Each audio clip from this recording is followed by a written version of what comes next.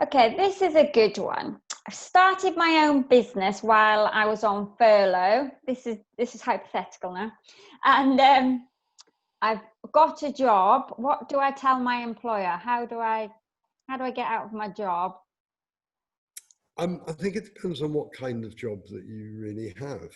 I know quite a few people that volunteered whilst on furlough. They've taken other work whilst on furlough. Perfectly entitled to do that, right? So, if you're furloughed from, Acme Limited, and I know people who've gone to work in Tesco's, things like that. Actually, they've got their 80%, less now, but they got their 80% of salary, and they're earning as well. And, a lot of enterprising people have actually done very well out of this peculiar situation that we're in. Yeah.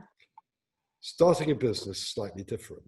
For a start, is that business going to compete with your employers? You're still employed, you're still an employee.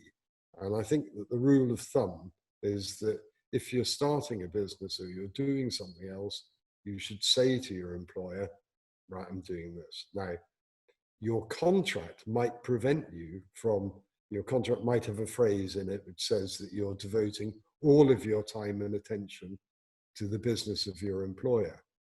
And that's a pretty good clause to have, right?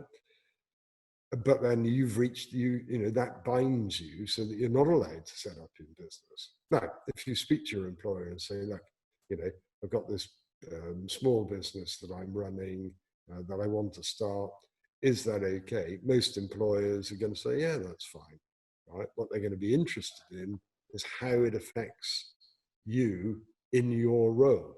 Yeah. And that's really the problem. Firstly, he wants to make sure you're not competing. So, if you're saying, oh, well, I'm setting up a business making the same widgets as you don't mind, do you? Quite obviously, that person, the employer is going to be upset.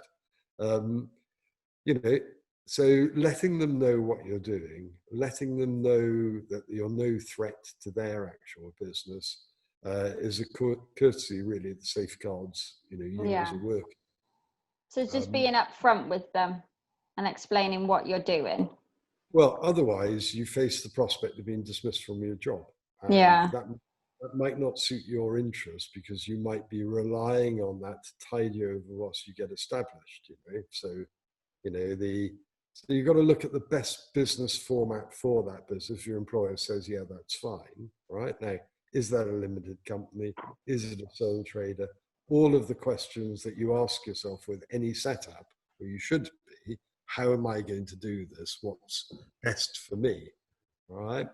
So, the big question is would you be able to return to work after furlough, right, and still manage your own business? Because if you've just set it up for the furlough period, then you're back at work full time, and you actually are unable to fulfill your customers. All you've done is to waste an opportunity for yourself. So, be sensible about it. Most employers won't mind, some will, and you've got to make a choice then as to how successful your own business is going to be compared with being in employment. Yeah. Most people want the best of both worlds. They want the regular salary and the extra and the benefit of setting up. So you never get what you want in life. Okay, that's perfect. I think we've come to the end of our questions. So thank you very much.